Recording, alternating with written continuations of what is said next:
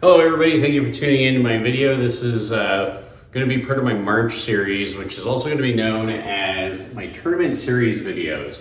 So if you guys have liked what I've done in the past with the dry erase board, this is going to be a little bit different because I'm going to be covering specifically games that just deal with tournaments and just specifically tournament strategy. So if you've tuned in before to my Deuce to 7 triple draw video that I posted about a year ago, I appreciate you guys watching it. If you haven't, you want a quick run up on Deuce to 7 triple draw, go ahead. This is going to be episode 1. I'm going to be doing a couple videos each week, particularly specifically just on tournament strategy and specific to what game I'm going to be covering. So for example, in today's episode, we're going to be covering specifically Deuce to 7 triple draw. Here's one disclaimer I'm going to tell you. These are things that have worked for me. Just because they've worked for me doesn't necessarily they're going to work for you, but this is something that I believe is a good footprint. And after you learn off of this footprint, you can vary and deviate however you want as you get more and more comfortable with the game. Okay? PLO Professor, by the way, if you haven't already, go ahead and hit the like and subscribe. It helps the channel. Hitting the like button helps feed the algorithm. And hopefully leave some feedback. Let me know what you guys like about this video, anything that you don't specifically like. And you can see right here, I've already drawn out on the dry erase board, and I'm going to do this with each different video specifically for tournaments. We're going to break down position with table. In Deuce to 7 triple draw, it tends to be 6-handed. So you have the button, small blind, big blind, under the gun, hijack, and cut off. And then we're going to be going over some things as far as time constraints or time concerns with end of registration to the money, from the money down to the final 2 to 3 tables, and then down to the final table. Because believe it or not, how many bets you have, or big bets, and I'm going to go into that in just a little bit, versus big blinds, has an impact on how you should play the game and whether or not you should be more aggressive or less aggressive, things of that nature. Now, when we talk about limit tournaments, and this is going to be a big change to everybody, when I talk about limit tournaments specifically, we will be talking about in forms of big bets.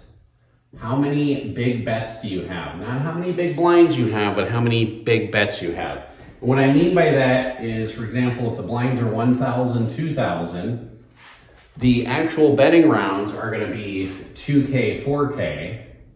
So what you have to factor is you look down at your stack, and if you see that you have a 40K stack, that means you have 10 big bets remaining, okay?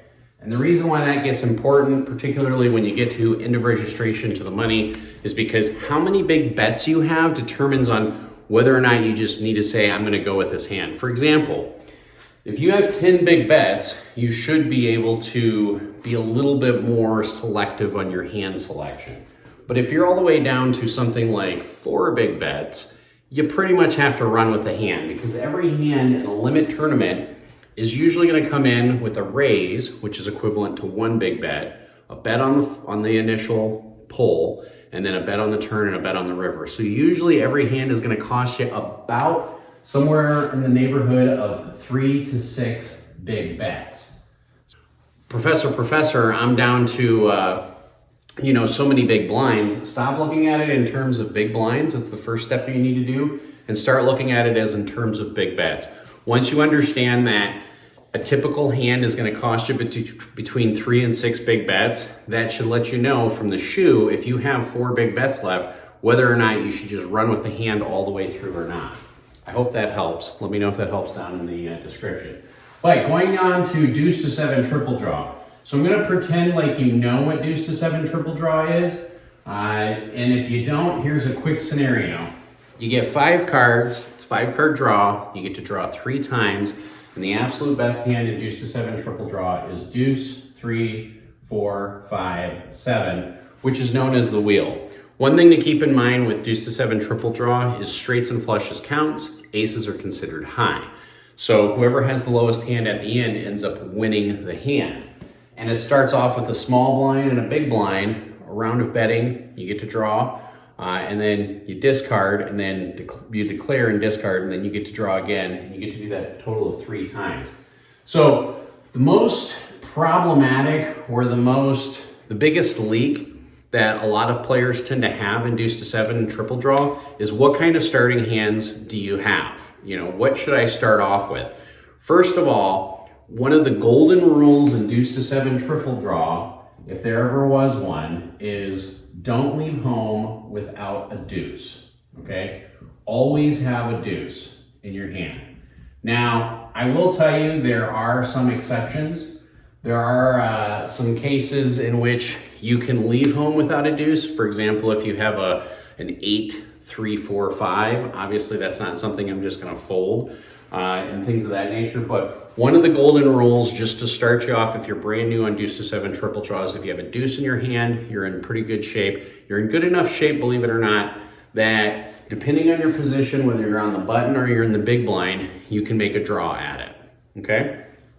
Now, going into the other hands that you should start with, whether or not you have a deuce or not, now keep in mind, this is specific for tournaments, and this is a general rule, and then I'm gonna go into specifics on how you might vary that rule based on the time, end of registration or post-registration, as well as position. So the first general rule is don't leave home without a deuce.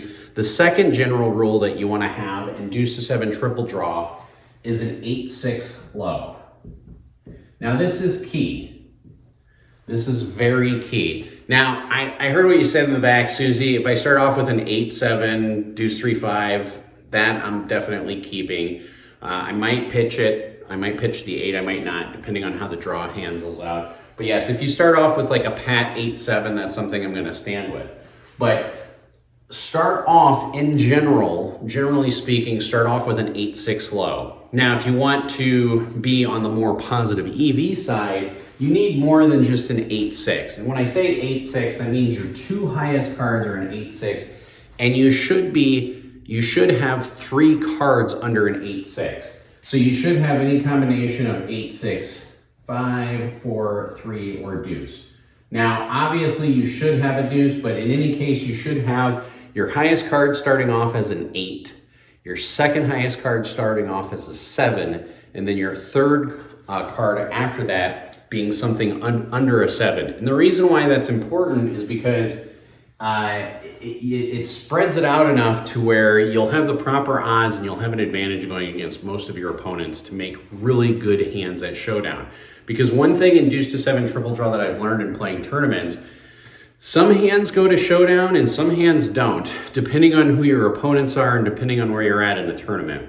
But most of all, most important, if you're like, Professor, I want to play deuce to seven triple draw, what's one of the basic strategies in this tournament I'm buying into? I'm playing in a torse event instead of a horse event. And I don't know how to play deuce to seven triple draw, so I'm looking up your video. Start off with an 8-6 low. 8-6 X.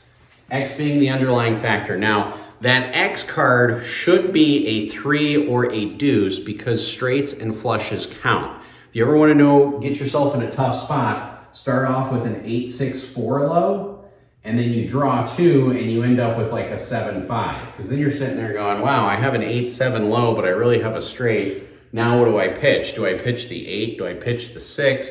How do I make this more appropriate? Things of that nature. But in order to not put yourself in that tough, difficult situation, just start off with an 8-6-3 or an 8-6 deuce. The deuce in your hand is key because there's only 4 deuces in the deck.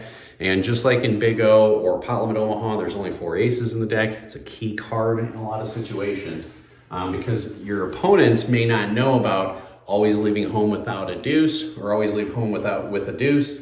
And they might not know draw 3 to an 8-6 low. Now, here are some exceptions to these 2 golden rules, okay? Obviously, if you have a pat 8, that's good. And what is a pat 8? Good question back there. A pat 8 means you have an 8 through deuce, all 5 cards, and not a straight. So you have like an 8, 7, 6, 5, 3. That's what we call a pat 8, okay? Pat 8s are gonna be really good. Many opponents, when they get to the second draw in the betting round, if they don't have, like they'll start debating on position if they have like a pat 9, whether or not they should stand. And that's usually because they're used to playing cash games. If you're playing a cash game, a Pat 9 is going to win 50% of the time. If you're playing tournaments, you don't want to be putting in a lot of money with a Pat 9. Like a Pat 9 is like an emergency low in high-low Omaha. It's good enough that it's going to take the pot some of the time, but it's not something you want to take home to mom and dad and be like, hey, look, I have a Pat 9. Okay? I hope that makes sense to some of you guys. But if you have a Pat 8, that's one exception. The other exceptions on not leaving home with an 8-6 matters whether or not you're in position. So now that you got the starting hand, either always leave home with a deuce or start off with an 8-6 low, we can start explaining the variance that you want to have on your hands and when you might, for example, only take one without a Pat 8, without an 8-6 low, or for example, if you draw 3 in some instances, okay?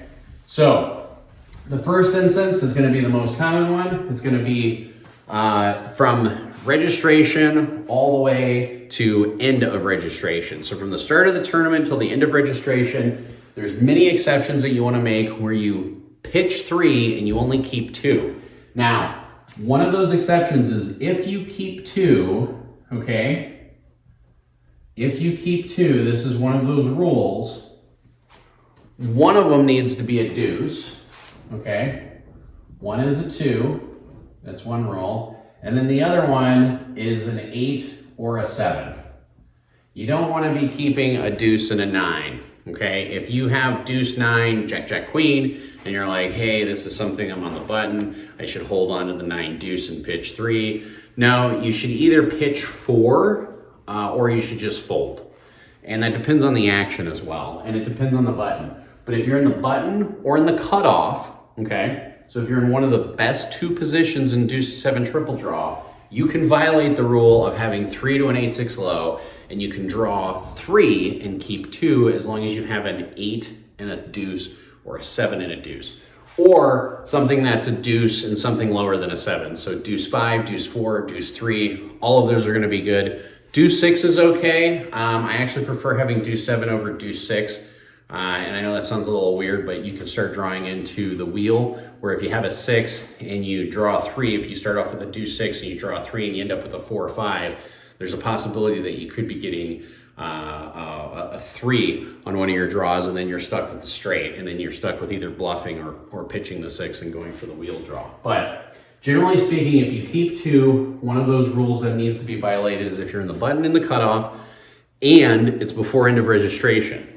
Okay, so that's one of those variances that we talk both about time and position and how it violates the don't leave home without a deuce and always start off with an 8-6 deuce, 8-6 low in deuce to 7 triple draw. Now, if you're post end of registration, between end of registration and in the money, there are some exceptions. People tend to tighten up a little bit, especially when you get around the bubble, or if you're on the soft bubble, you're a few spots away. You can start picking up a few more pots if you're closer to the money. When you're in the button or in the cutoff, you can then start violating that rule. Generally speaking, after end of registration, you're only ever going to see me pitch 2 for the most part. If I'm pitching 3, it's because I have a very large stack. I have several big bets that are left. I can play more hands, be a little bit more aggressive, and all I'm trying to do at that point is really just pick up the blinds at that point. So if the under the gun and the hijack folds and I'm in the cutoff and I look down at a hand like deuce 7 and say, for example, I have 15 big bets, okay? In a limit tournament, you're usually gonna hover anywhere between 10 and about 25 to 30 big bets, all the way from about level 4 until the end of the tournament or until the final table. But generally speaking, if you have somewhere around 15 big bets as your stack size, and you're in level 2 of the tournament, which is in between end of registration and where the money is, you can start playing a little bit more aggressively, provided that you're either on the button or the cutoff. Now, yes, John in the back, he said, what if you're in the big blind and you have a hand like deuce 7 and somebody raises? If it's a single raise and you're in the big blind and you're in end of registration and you're down to 10 big bets left, I'm going to put in one more call and draw 3 to see what happens and what develops there, okay? And here's the key factor. The nice thing about these draw games that I absolutely love is you always know where you're at. If you're on the 3rd draw phase and you have a pat 8 and you're, say you have an 8 smooth, which is 8, 5, 4, 3 deuce. If you have a pat 8 and your opponent draws 1, you know you are ahead of your opponent. Same thing in Badoogie. If you're pat and your opponent's drawing 1, you know you're ahead of your opponent. So the thing that I love about these deuce to 7 triple draw games, or any of these mixed triple draw games, is how many cards people draw will clearly signal whether or not you are ahead or you're behind. So you know if your opponent's pat and you're drawing, you're behind. So you need to play a little bit more passively. So your betting structure needs to reflect that. So if you're in the big blind and you're in level 2 of the tournament, end of registration to money, and you have 2 to like an 8 deuce or a 7 deuce, those are hands that I'm gonna see. Now, if you have something like a 6-5, I'm probably gonna throw that away because you're more likely to get straights, you're more likely to get caught up, and you're just gonna be in tough positions. If you have like an 8-4, gonna throw that one away too. If I have a 7-3, I'm gonna call that one and I'm gonna see it, okay? Now, if I have a 7-3 and there's a bet, if there's an open where somebody raised and a 3 bet and I'm into registration to the money, I'm just gonna pick a better hand. It's okay. The thing about limit draw tournaments is you're really only 2 or 3 hands away from being the chip leader at any given point in the tournament.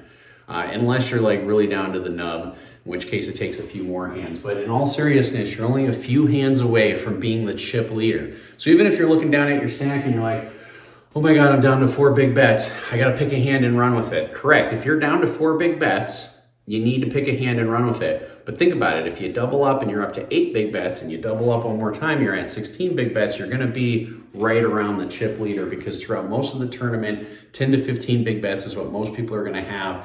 You'll occasionally see somebody who's got like 20 big bets where the blinds are like 1K, 2K, and they're sitting there with like 80 or 100,000, and you're like, well, you have 25 big bets, that's pretty impressive. But generally speaking, in order to violate the starting with 3 to an 8-6 low rule, if you're towards the money, but on the soft bubble and in position, and you have 2 to like a 7 low, like a 7 deuce, I'm going to raise and be a little bit more aggressive. Now, keep in mind, all of this is a little player dependent. If you've noticed that your big blind player defends every single one of his big blinds, I might lay it down or I might call because I know he's wide open and he's loose. Just depends on how I'm reading that person that day. Now, when you get past end of registration and you get down to the money, you have to really start tightening up a little bit. To get down to 2 or 3 tables, you really need to stick to your guns of starting off with an 8-6 low. If there's a raise, a re-raise, and you're in the button, say under the gun raises, hijack raises, and the cutoff calls, and you look down at like an 8-3-4, I might throw that away. Depending on the players, depending on if they've been tight in the beginning. If they're really tight players, I'm probably going to throw it away. If they're really loose, I might call in some situations there. But generally speaking, when you start getting down to the nub where you're in the money and you're getting down to where you're trying to get down to 2 or 3 tables, in those situations, if there's a bet, an open and a raised, a 3 bet, I'm usually not going to call unless I have 3 to a wheel. So when you start having 3 to a wheel, and keep in mind, the wheel is deuce 3, 4, 5, 7. So pick any 3 you want there. 3, 4, 5, deuce 4, 5, deuce 5, 7, deuce 4, 7. If I'm down here, this is going to be my range. Is from the money down to 2, 3 tables. I'm going to start sticking to 3 to a wheel. Now, of course, there are exceptions if you're in position, because position is everything in this game. It's so much more important because you can force your opponents to think that you're going to stand pat by your betting structure, by your aggressiveness, and force your opponent to maybe pitch a hand in which you're going into the last draw, and you might look down and say, well, I've got a 9-6 low. I think I'm going to hold on to this because I know against a random draw against one card, I should be winning 55, 60% of the time, somewhere around there, give or take a little bit, depending on what your discards were and things like that. But when I get down to here, I'm no longer, if I have like an 8-4 deuce, again, if I have a lot of big bets, I'm going to be a little bit more aggressive with it. If I'm in position, I'm going to be more aggressive with it. But if I'm under the gun, again, because position makes a big difference, if I'm under the gun and we're in the money, I'm not going to be calling or raising unless I have 3 to a wheel. I hope that helps you guys out. Now, when you get down to the final table, a couple of things that you need to do. Obviously have the right mindset, but first and foremost, you need to look at everybody's chip stacks and relate them to how many big bets do they have compared to how many big bets you have. And you also need to go with the tendency of your opponents. If 2 or 3 of your opponents tend to be incredibly aggressive at the final table and they're going head to head, let them knock each other out. You're down to 6, you're down to the end, you're down to the wire, you're in the top 6. If there's 2 people who are going at it, let one of them knock the other one out and then step up to the plate afterwards. If you have a huge chip stack or you have, great hands, obviously those are going to be things where you're going to be going to battle and raising and whatnot. You can do that with them as well. But generally speaking, hopefully this gives you a really good scenario on how to play deuce to 7 triple draw. Now, there are some questions some of you might have. Go ahead and leave them down below. Also, if you guys haven't already, check out the Etsy store. And I also printed a book called How Not to Get Scooped. Covers every mix pot, every split pot game. And one of those games is Badusi, which is Badugi and deuce to 7, which is not in a tournament, but there are cash games, but it does give you some basic concepts of deuce to 7 triple draw, such as this. That book, How Not to Get Scooped, is on Amazon. It's only $29.99 or $30. It's 186 pages, so I would definitely recommend it.